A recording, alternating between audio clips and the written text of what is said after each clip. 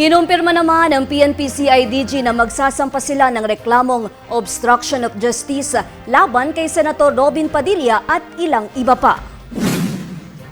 Ito ay kaugnay ng investigasyon sa umano'y pagpuslit ni Senator Bato de la Rosa mula sa Senado noong May 14. Ayon sa CIDG, hindi simpleng hitch a ride ang nangyari, kundi isang planadong operasyon.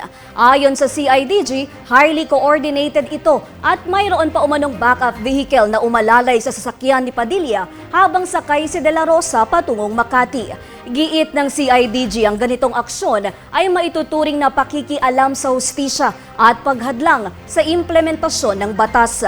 Si De La Rosa ay may kinakaharap na arrest warrant mula sa International Criminal Court kaugnay sa war on drugs ng dating administrasyon.